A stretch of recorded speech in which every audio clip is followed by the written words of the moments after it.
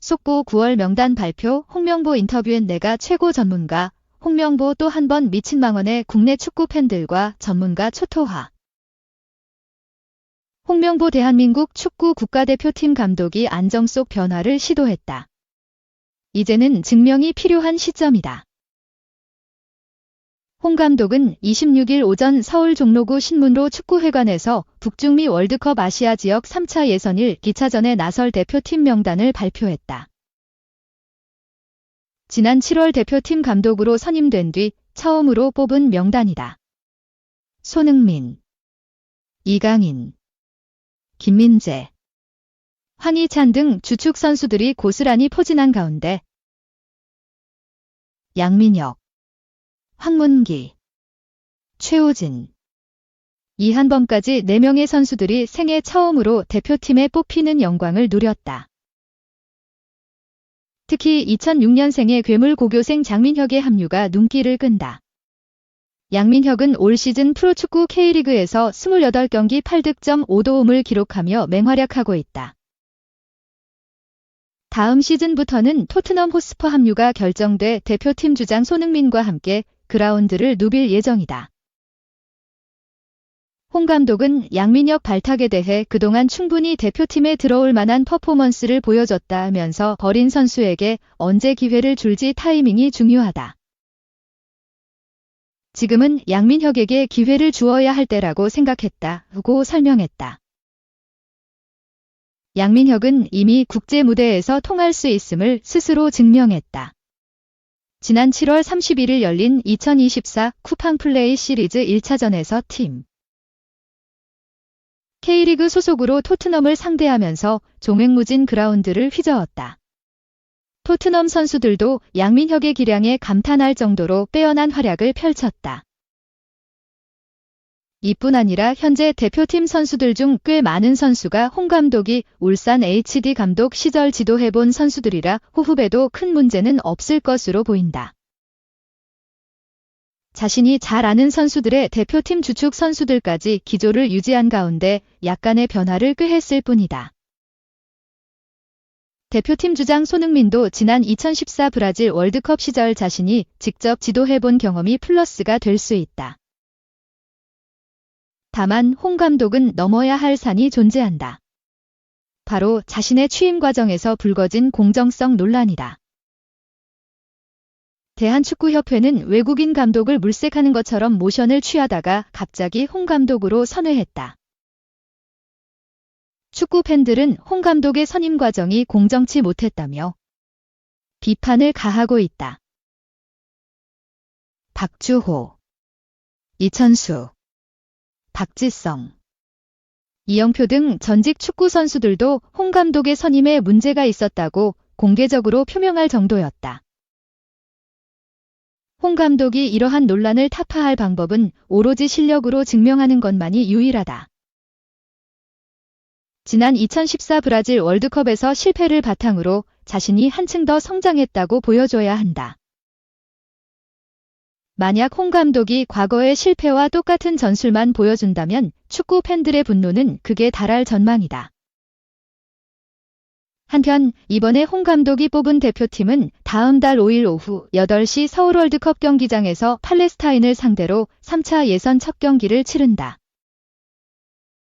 다음 달 10일 오후 11시에는 오만의 수도 무스카트에 위치한 술탄 카부스 스포츠 콤플렉스에서 오만과 원정 경기를 벌인다.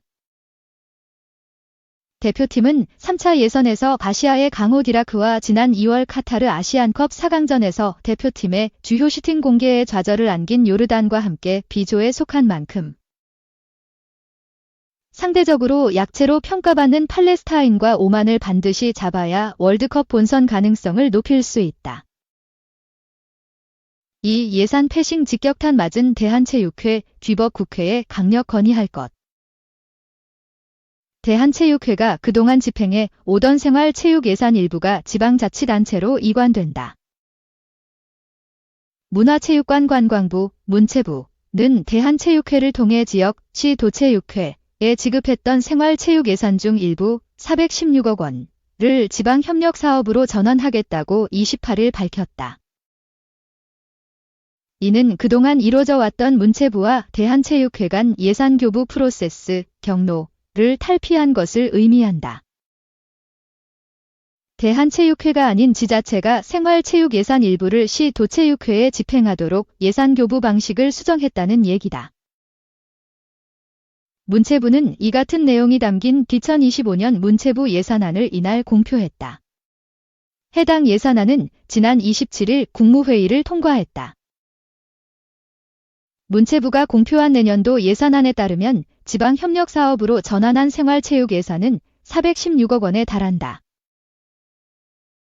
대한체육회가 올해 정부로부터 받은 예산 4,200여 원을 기준으로 보면 10%에 해당한다.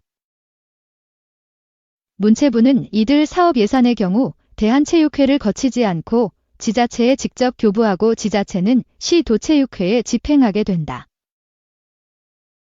문체부는 이를 시작으로 효과적인 체육정책 집행을 위해 예산 체계를 지속적으로 개편할 방침이다. 문체부는 생활체육 예산 일부를 지자체에 직접 교부키로 결정한 것과 관련해 지역 주민의 선호와 시설 등을 고려한 맞춤형 프로그램을 운영하고 지방비 매칭을 통해 생활체육 지원 예산의 규모를 키우기 위한 것이라고 설명했다. 이어 국비지방비를 통합 관리함으로써 보조금 관리의 효율성과 투명성도 확대될 것으로 기대한다고 덧붙였다. 문체부가 대한체육회를 거치지 않고 지자체의 시 도체육회 예산을 직접 교부하게 되면 이른바 예산 패싱으로 권한이 축소된 대한체육회 입장에서는 시 도체육회에 대한 영향력이 줄어드는 등 힘이 빠질 수밖에 없다. 이기흥 대한체육회장은 지난 7월 유인촌 문체부 장관이 체육계의 자율성을 강화하기 위한 방안 중 하나로 예산 직접 교부가 있다고 밝히자 강력 반발한 바 있다. 당시 이 회장은 국정농단 세력이 부활했다. 예산 직접 집행은 체육회를 거치도록 한 국민체육진흥법을 어긴 것이라고 성토했다. 이 같은 반발에도 불구 문체부가 예산 교부 방식을 변경하자 대한체육회는 기관 간 불거진 갈등이 터졌다는 분위기로 반발하는 목소리가 높다. CBS 노컷뉴스의 관련 취재에 대한체육회 관계자는 최초부터 문체부에 이 같은 교부 방식을 대한체육회는 동의한 적이 없고 현재도 동일하다며 문체부는 이미 2024년도 사업 중 일부도 기존과 달리 직접 종목단체에 교부했는데 2025년도 사업도 이런 식으로 직접 교부를 발표했다고 성토했다. 그러면서 문체부가 교부 방식 변경에 대한 명분을 내세우고 있으나 갈등 때문에 이렇게 된 것으로 본다. 이런 식의 교부 방식은 인력난 등을 들어 지자체에서도 반대하는 것으로 안다고 덧붙였다. 그는 특히 문체부의 지자체에 직접 예산을 교부하는 방식은 국민체육진흥법을 위반한 것으로 국회 등에 우리의 의견을 강력건의 할 방침이라고 강조했다.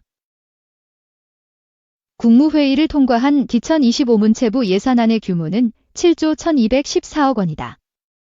이는 2024년 대비 1669억 원 증가 2.4%한 것에 해당한다.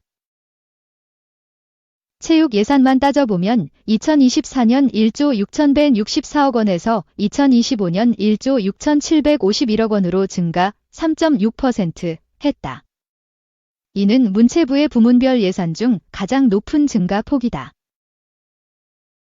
체육 예산 증가에 대해 문체부는 차세대 국가대표 지원을 대폭 늘리고 국가대표 선수층을 두텁게 하는 등의 정책이 반영된 결과라고 설명했다.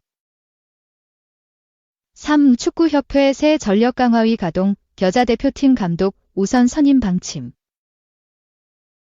최영일 위원장 체제로 새롭게 꾸려진 대한축구협회 국가대표 전력강화위원회가 첫 회의를 열고 활동을 시작했다. 축구협회 국가대표 전력강화위원회는 29일 오후 서울 종로구 축구회관에서 1차 회의를 열어 활동 방향 등을 논의했다. 새 위원들의 상견례를 겸한 이날 회의는 최영일 위원장을 포함한 7명이 모두 자리한 가운데 2시간가량 진행됐다. 전력강화위원회는 올해 2월 위르겐 클린스만 전 국가대표팀 감독의 경질 이후 새 사령탑을 선임하는 과정에서 내홍을 겪으며 6월 정혜성 전 위원장이 물러난 바 있다. 이후 이임생 기술총괄이사가 대표팀 사령탑 선임 작업을 맡아 지난달 홍명보 감독에게 지휘봉을 맡겼다. 홍 감독 선임 이후에도 전력강화위원장 자리를 비워뒀던 축구협회는 27일 최영일 부회장을 새 위원장으로 임명하고 새 위원들도 선임했다. 한준혜 축구협회 부회장과 정재권 한양대 감독, 박철 K리그 경기감독관, 황인선 전 여자 20세 이하 U-20 대표팀 감독, 백종석 FC 서울 스카우트, 유종희 전북축구협회 전무이사가 전력강화위원으로 뽑혔다. 내년 1월 현 축구협회 집행부 임기 종료까지 활동할 이번 전력강화위원회의 주요 업무는 여자 대표팀 감독과 남자 U-23 대표팀 감독 선임이다. 첫 회의에서 전력강화위원들은 여자 대표팀 감독 선임 작업을 우선 진행하기로 뜻을 모았다. 여자 대표팀은 2019년부터 팀을 맡아온 콜린 벨, 딩글랜드 감독의 계약이 6월 조기 종료된 뒤 사령탑 자리가 비어 있다. 여자 대표팀은 10월이나 11월 A매치 기간 친선 경기를 치르는 방안을 논의 중인데 전력강화위원회는 9월 말까지 감독 선임을 목표로 두고 9월 초께 예정된 차기 회의에서 본격적으로 후보 논의를 시작할 방침이다. 황선홍 감독이 이끌던 U-23 대표팀도 4월 아시아축구연맹 대FC U-23 아시안컵 8강 탈락으로 2024 파리 올림픽 본선행이 불발된 뒤 새 수장이 필요한 상황이다. U-23 대표팀은 2026년 열리는 U-23 아시안컵과 나고야 아시안게임, 2028 로스앤젤레스, LA 올림픽 등을 준비해야 한다. 이 팀의 경우 내년 1월부터 본격적으로 운영될 수 있도록 올해 안에 사령탑을 정하는 방향으로 논의된 것으로 전해졌다. 4. 192cm 정재민 출격 서울리. 승점 3점 그 이상 걸린 안산전 필승 다짐. 서울 이랜드는 31일 토 오후 7시 30분 안산 와스타디움에서 안산 그리너스 FC 11위 승점 26점와 하나은행 K리그 2 2024 29라운드 원정 경기를 치른다. 12승 5무 9패 승점 41점으로 3위를 기록 중인 서울 이랜드는 최근 5경기에서 3승 1무 1패로 승점 10점을 수확하며 선두 안양의 2경기 차로 바짝 따라붙었다. 이번 경기 결과에 따라 2위로 올라서고 선두와 1경기 차로 좁힐 수도 있다. 서울 이랜드는 지난 28라운드 홈에서 정재민과 변경준의 연속골로 수원 삼성에 2대0으로 승리하며 한껏 기세가 올라있다. 15경기 만에 클린시트를 기록한 점도 반갑다. 하지만 방심할 수 없다.